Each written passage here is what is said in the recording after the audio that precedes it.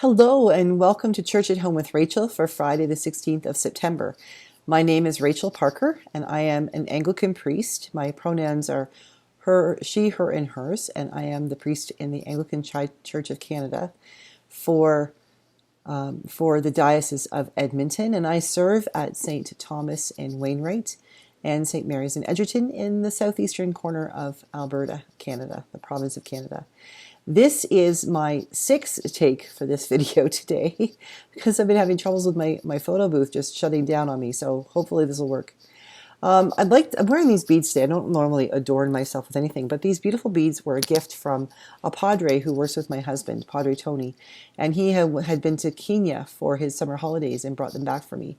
He also brought back this wrap, which was a gift from his mom in Kenya, and it's really, really big, and I've got this folded like 4 times, but I don't know how to wear it properly, so I'm wearing it as a shawl. But I'm going to explain to you why I'm wearing it today. First of all, for those of you who know me, might remember that I have spoken before about my pattern, at least Monday to Friday, to get up about 6 o'clock in the morning. I spend about 2 hours in prayer and meditation, reading the Bible and studying theology, things like that, just to sort of set myself off on the right place. And the very first thing I do when I start that prayer is to spend about 10 minutes in kind of meditation. And I enter into a time where I ask that God, the Creator, the Holy Spirit, and the Son, Jesus Christ, will be present with me. And I see them. They're with me. And quite often, Jesus and I will just be together. We'll sort of go off on our own, so to speak. Sometimes I'm sitting on a park bench in front of the Avon River in Stratford, Ontario, where I used to live. Other times, I'll be, we're sitting on deck chairs or around a fire.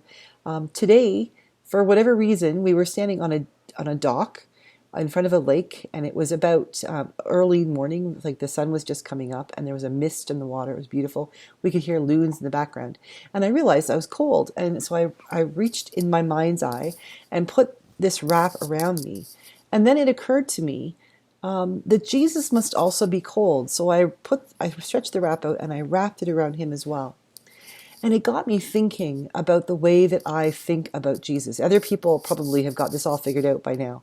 But for me, I realize that I spend all this time thinking about the relationship that I have with Jesus. What can Jesus do for me? And how can I appreciate the fact that he has given me eternal life and forgiven me my sins and things like that. And that I need to tell other people about these incredible things that Jesus has done for us.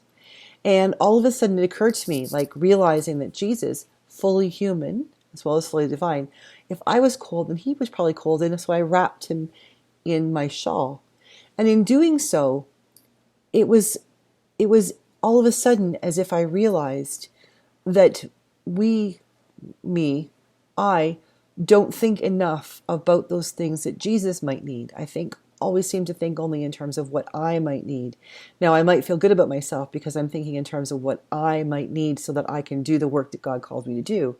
But it's still very coming from a more selfish place, and that's not a bad thing, but just being aware of that and realizing that I am called to serve Jesus, not simply because I'm saying thank you for the gifts he's given me or because he's called me to be a priest, but because I can do no less. You see, if I am in a relationship with him, then I have to think about the things that I would do.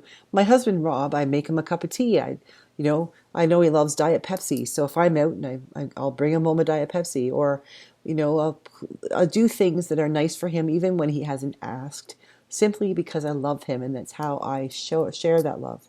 And I got thinking about the many, many ways that we are all called, those of us who are believers in Jesus Christ, that we are called to serve him, to reach out to him, and to say, what do you need? What do you want? Not simply, thank you for giving me what I need or what I want, but Jesus, as a fully human person, what might you need? And I'm reading a book called Wholehearted Faith by Rachael Held Evans. We're getting ready to do that as a book study. And one of the things she says early in the book is she talks about because Mary said yes, that Jesus' mother said yes. And all of the things that Mary would have gone through, like teething and having a child who would, had to be, coerced even to do his chores or to eat his vegetables, and all those things that you look at Mary as being a real mother, that Jesus wasn't just this perfect child. And then realizing then to extrapolate that means that Jesus was a child. And he needed certain things. He needed to be wrapped warmly when it was cold. He needed to be fed and given beverage and all of those things, not just because he was the Son of God, but because he was a person, because he was a son. And it just seemed like, oh my heavens, how did I ever miss this? When I had this revelation as I was in my meditating state and realizing, how is it that we are called? How is it that we are called to serve Jesus, to reach out to him and say, this is not because you've given to me, but simply because I love you. What can I do for you? And that it was an astounding moment. And I unfortunately don't have the ability right now to articulate how powerful that was for me in my meditation this morning. But this shawl took on new meaning for me as I continued to think about that. And then not much longer after I had had that time, I opened up my messenger, and Christy, one of the members of our Church at Home group here, had mentioned and asked if I would invite people to pray for the people, I believe they're from Venezuela, who have been flown up to Martha's Vineyard by, I believe it was the governor of Florida, because they're just not going to take in any more immigrants. And the people of Martha's Vineyard, are about 50 of them, are trying to feed them and clothe them and help them to be healthy and to figure out what happens next for people who are scared and running from something that's an unlivable circumstance.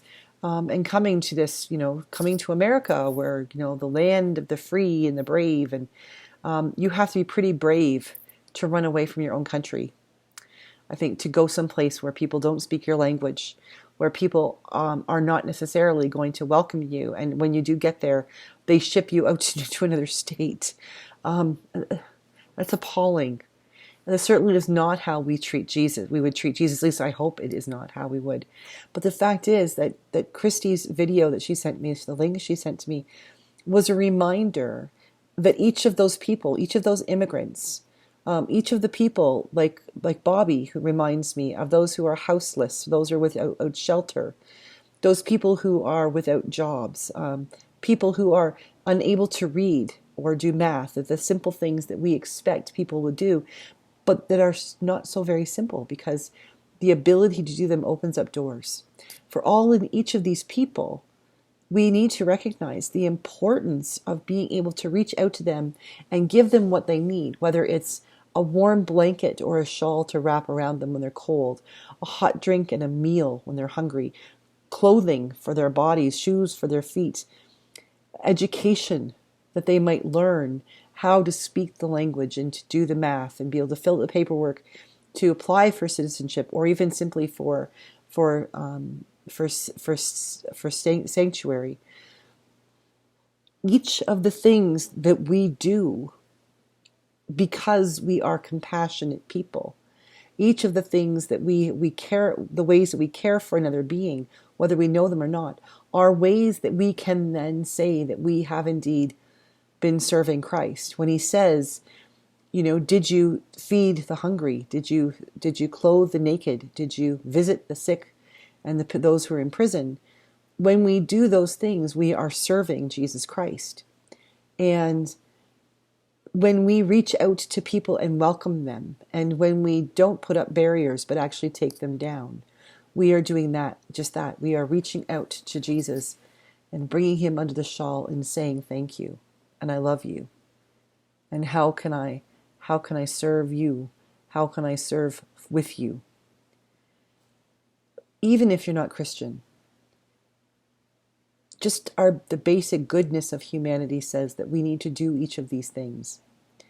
If you see someone who is cold and you have enough blanket around you to welcome them in and keep them warm, would you not do that?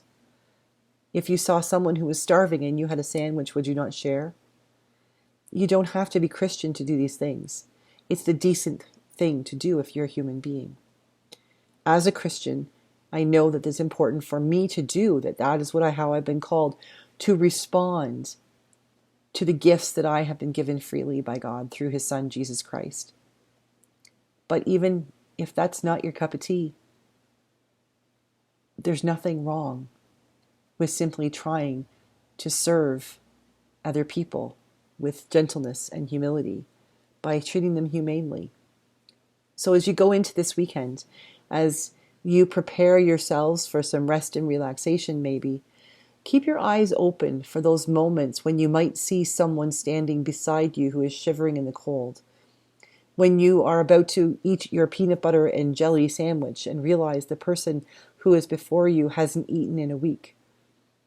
When you realize that maybe that person who doesn't speak English is struggling to understand what the instructions are to do whatever they're trying to do, and maybe you can help them. We aren't called to change the whole world, but if we simply keep our eyes open for those moments when we can help another person, we can change life profoundly. And for that person, we can change their world. So have a great weekend. God bless you. I will see you on Sunday if you choose to join me for Gospel on the Go, or I'll be back on Monday for Church at Home with Rachel on the 19th of September. Have a great weekend.